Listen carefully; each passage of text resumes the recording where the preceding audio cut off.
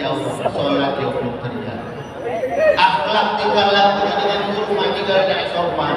Akhlak dan tinggal lakunya dengan orang tua masih tidak bagus. Akhlak dan tinggal lakunya sama kawan terkadang masih galak ngatoi. Mama tadi katakan kita ini benar-benar beriman kepada Allah. Maka oleh karena itu sekali lagi anak-anak sekalian, momen inilah, momen Isra wal Mi'raj inilah kita sama-sama sekali lagi jadikan ini untuk kita menjadi lebih baik, lebih baik.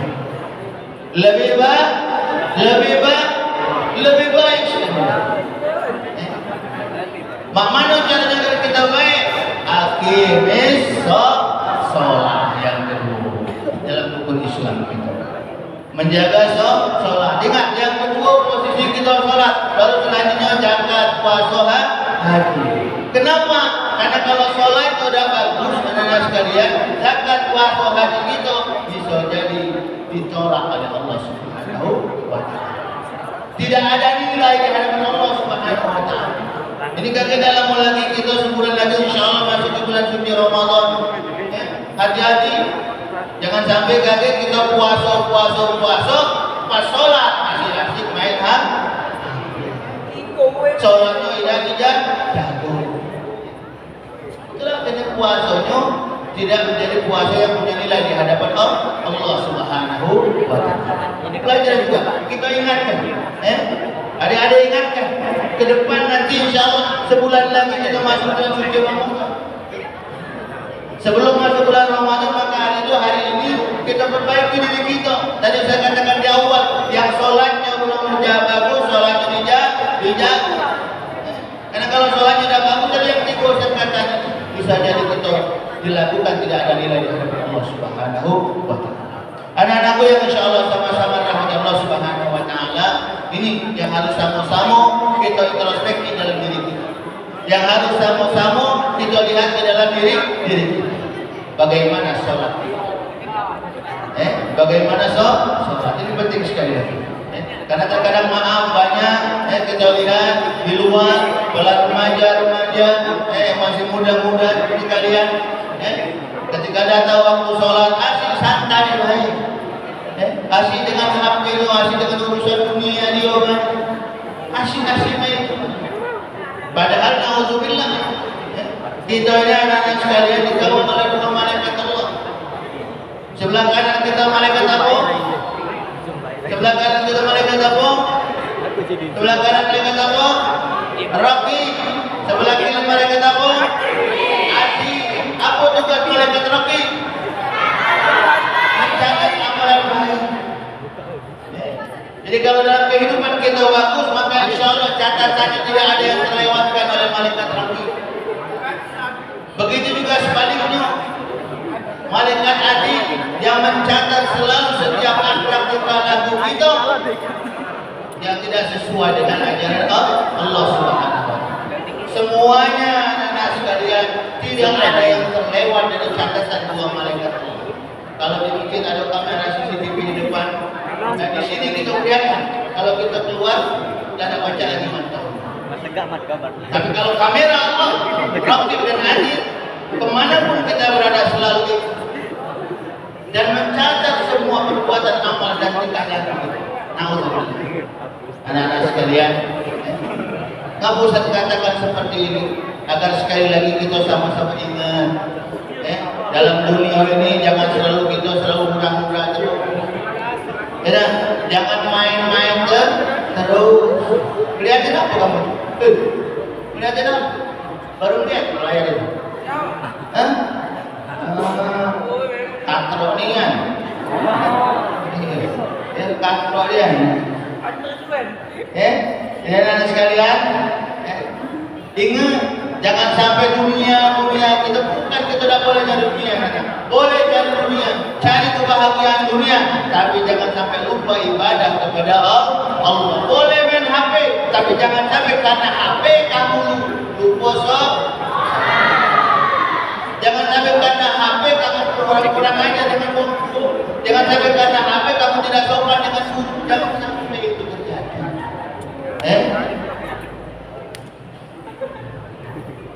Apa dia?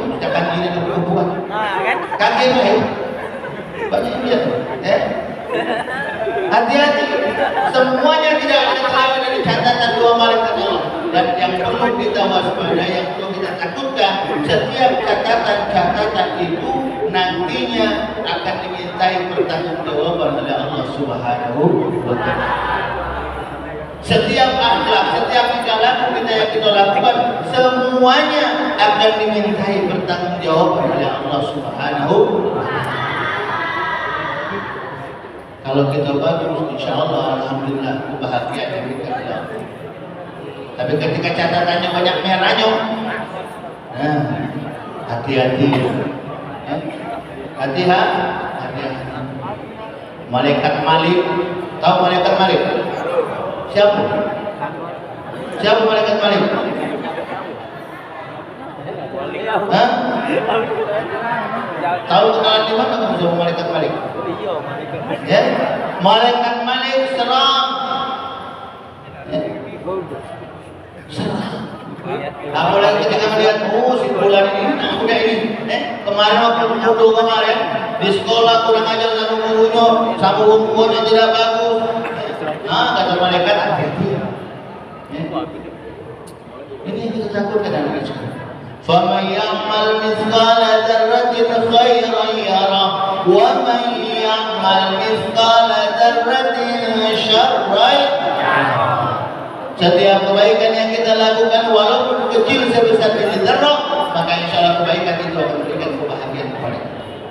Sebaliknya, ketika kita melakukan keburukan, walaupun keburukan itu akan orang lain tahu, kita dewe yang tahu, yakinlah itu nanti akan dikeluarkan oleh Allah Subhanahu wa Ta'ala dan dimintai pertanggungjawaban oleh Allah Subhanahu wa Ta'ala. Mendapatkan ganjaran balasan dari Allah Subhanahu wa Ta'ala. Ini yang kita takutkan. Kalau kita bayangkan bagaimana dahsyatnya siksa Allah Subhanahu wa Ta'ala dalam perjalanan Isra Mi'raj Nabi Muhammad sallallahu alaihi wasallam, Nabi kita diperlihatkan oleh Allah Subhanahu wa Ta'ala dengan pengawalan Jibril. Pada saat itu diperlihatkan oleh Allah Subhanahu wa Ta'ala ada orang-orang yang saat itu menjulurkan lidahnya dipotong, dijulurkan lagi lidahnya, dipotong lagi, julur lagi, dipotong lagi. Bertanya Nabi kita Muhammad sallallahu alaihi wasallam kepada Jibril, wahai Jibril, aku gerangan demikian. Itulah mereka yang ketika hidupnya kawinnya galak ngerumpi, kawinnya galak ngomong, dan baca jagoli lisannya. Ketika Nabi di hadapan Allah mendapatkan siksa dari Allah Subhanahu wa Ta'ala. Berjalan lagi kepada Nabi kita Muhammad sallallahu alaihi wasallam melihat sekelompok manusia yang saat itu mereka mencakar-cakar dirinya sendiri. Mereka ngapun, wahai Jibril, tampilan seperti itu. Itulah mereka yang ketika hidup di dunia ini galak nyakiti sesama saudara, nyakiti saudara, sama kawan, galak buat kesel, hati-hati, galak buat kesel gurunya, galak buat kesel wong, hati-hati. Kalau kita galak buat wong lain kesel, maka nanti ketika di hadapan Allah Subhanahu wa Ta'ala apa siksaan? Kita akan mencakar-cakar diri kita sendiri. Karena antara sesama muslim itu kan kalian jasa dari wahid. Sesama muslim itu seperti satu tubuh. Kalau satunya sakit, semuanya pasti akan merasakan yang namanya sakit. Maka oleh karena itu sekali lagi anak-anak jangan sampai. Jadi kita ini dalam kehidupan ini jangan sampai kita cak kuping. Apa nak? Cak telinga atau kuping. Kuping ini dari dulu sampai sekarang tidak pernah tidak pernah aku Moga yang siko yang kanan tadi sakit, yang kiri cacat tahu cacat tahu tidak kalah dengan nasuhan tidak bukti dewe-dewe baik hidup di dalam kehidupan ini. Anak-anak kita berusaha sama dengan dua jari, sama dengan dua jari. Jangan namanya jari tangan ini dia. Kalau yang siko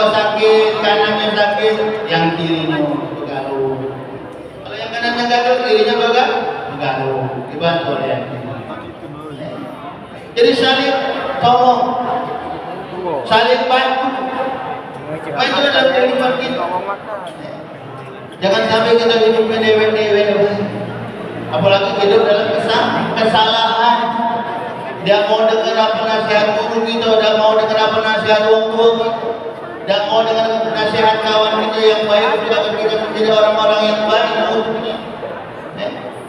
Diperlihatkan oleh Allah Subhanahu wa taala dalam perjalanan Islamnya dan Nabi kita Muhammad sallallahu alaihi wasallam. Nauzubillah.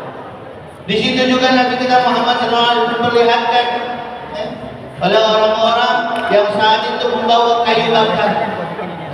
Bawa kayu tidak kuat, dia bawa kayu bakar tidak kuat. Tapi bukannya kayu ini dikurangi malah ditambah lagi. Dan kuat akan ditambah lagi. Apa ini tamsilannya wahai Jibril? Itulah tamsilan orang-orang yang ketika di dunianya dikasih amanah, dia tidak amanah. Serahkan jabatan, padahal dia tidak mampu untuk memikul. Ada juga dalam perjalanan beliau melihat ada sekelompok manusia yang mereka makan buah dari surga Allah Subhanahu wa taala. Makan buah, dia makan satu, tumbuh lagi 10. Makan satu lagi, berbuah lagi langsung 10. Siapa mereka? Itulah mereka yang orang ketika hidup di dunianya mereka banyak bersedekah. Banyak bersedekah, melakukan kebaikan, mendapatkan kebaikan yang baik. Ini dalam perjalanan Islam.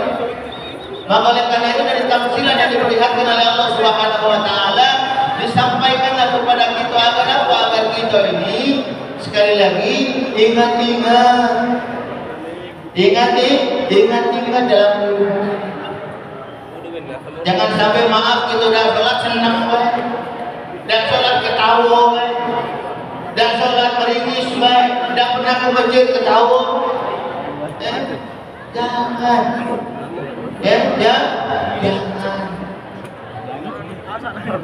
Jadi mumpung kita masih muda, masih sehat, masih gagah, dan sebagaimana disampaikan ketua kita, cari kegiatan-kegiatan yang bermanfaat buat kalian. Berusahalah kalian menjadi orang-orang yang bisa bermanfaat buat orang lain. Manusia yang baik, sebagaimana disampaikan oleh baginda Rasulullah SAW, khairun nas anfa'uhum linnas. Sebaik-baik manusia ialah mereka yang bisa memberikan manfaat buat orang lain. Maka oleh karena itu mulai dari sekarang berusaha bisa bermanfaat buat orang lain. Baik kita di sekolah, mana kita bisa bermanfaat buat kawan-kawan, mana kita bisa bermanfaat buat guru-guru kita, membanggakan guru-guru kita. Berusaha, jangan malah nyusahin. Ini kaget nyusahin. Di sekolah sudah masuk, malah nongkrong kemudian sana, di warung. Padahal sudah waktunya masuk kelas. Malah mau jawab santai, ketawa. Hati-hati kan? Hati-hati. Karena penyesalan itu datangnya di akhir. Dekati penyesalan itu di depan. Fir'aun yang merasa pintar, yang merasa hebat, saat sudah diajak untuk beriman kepada Allah Subhanahu wa taala, apa yang dia ngomong? Tuhan, aku beriman kepada Allah, aku nilai hebat, aku punya segala-galanya. Tapi saat ditenggelamkan di laut merah, saat nyawanya ada di tenggorokan dia nyagor, baru dia ngomong, ngakui aman tu billah, aku beriman kepada Allah Subhanahu wa taala. Baru beriman kepada Allah. Nyawanya sudah tenggorok, saat ini sudah kasih lagi kesempatan bagi untuk mendapatkan maghfirah dari Allah Subhanahu wa taala. Sama juga dengan kalian. Jangan sampai kayak menyesal. Kalau maaf sudah sakaratul maut, sudah tidak bisa lagi apa-apa, itu sudah ditayangkan oleh malaikat Allah Subhanahu wa taala. Oh, simpulan kaget, tahu karena di kemarin waktu muda tidak sholat, waktu suruh belajar kau tidak belajar. Inilah jawaban kau. Kalau saat itu kita berngomong sama Allah Subhanahu wa taala, ya Allah, Rabbana absarna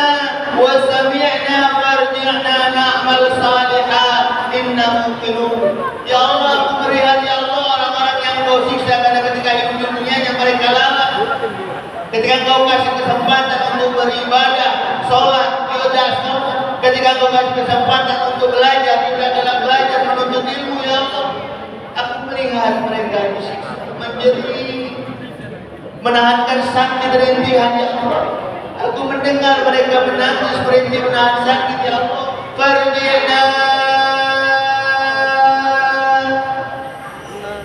Fardi'na amal salih. Apa kali kami ya Allah kembalikan kami ya Allah.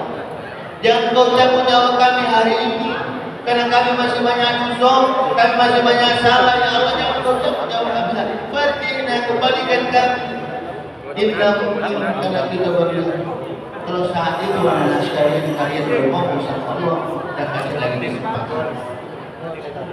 Tidak ada lagi kesempatan. Keluarga hanya tinggal bisa berkata, qalu inna lillahi wa inna ilaihi raji'un. Itu yang hanya bisa dikatakan. Semuanya dari Allah dan kembali kepada Allah Subhanahu wa taala. Setiap kita ini pasti nanti akan kembali kepada Allah Subhanahu wa taala. Cuman pertanyaannya, saat kita kembali kepada Allah Subhanahu wa taala, apakah kita bisa kembali dalam keadaan husnul khatimah? Dalam keadaan yang baik? Itu pertanyaannya yang harus kita tanya pada diri kita dewe. Tanya pada diri kalian masing-masing. Apakah nanti saat kalian kembali kepada Allah mau menjadi kembalinya husnul khatimah atau malah sebaliknya su'ul khatimah? Semuanya terbuka berharap. Tatkala kita menutup mata kita menutup dalam keadaan yang husnul khatimah, dalam keadaan yang baik. Maka oleh karena itu bagaimana caranya? Apa yang harus kita perbuat agar kita nanti tatkala kita kembali kepada Allah, kita kembali dalam keadaan husnul khatimah? Jadi katakan di awal, aqimis shalah. Dalam surat Al-Asr juga dikatakan oleh Allah Subhanahu wa taala, a'udzu billahi minasyaitonir rajim. Bismillahirrahmanirrahim. Wal 'ashr innal insana lafi khusr illa alladhina amanu wa 'amilus salihati wa tawasaw bil haqq wa tawasaw bis sabr.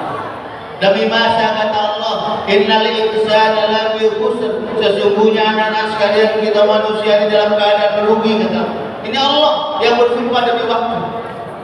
Jadi maka oleh karena waktu ini amat sangat berbahagia bagi kita, amat sangat berharga bagi kita.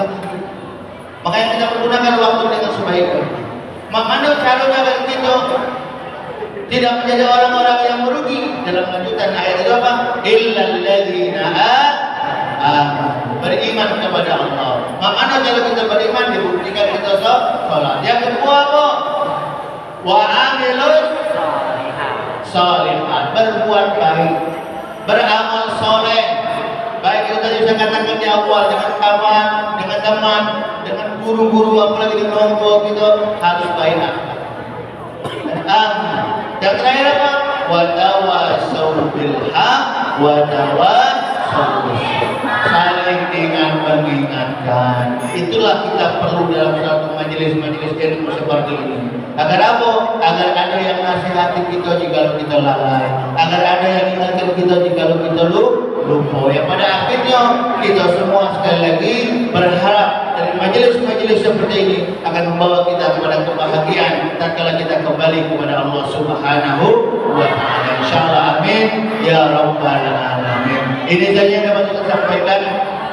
Kurang dan lebihnya kami mohon maaf, kepada Allah kami mohon ampun. Kalau ada jalan yang patah jangan disimpan di dalam hati. Aku ya, kalau ada dari kata-kata ustaz yang salah, tolong jangan disampaikan sama bapaknya yang polisi. Ya, aku ya, bahaya kita melapor ke makbaknya. Oh, Pak Ustaz, Pak, Ma, ini Ustaz itu ngatuin aku kemarin, tangkap. Bahaya. Maka oleh karena itu mohon maaf kepada diri sekalian, kepada Allah kami manapun. Kalau ada suruh dari ladang, bolehlah Ustaz numpang mandi. Sekiranya adik-adik sekalian senang, insya Allah kita tadi kita mulai. Makan durian dengan es batu. Ada.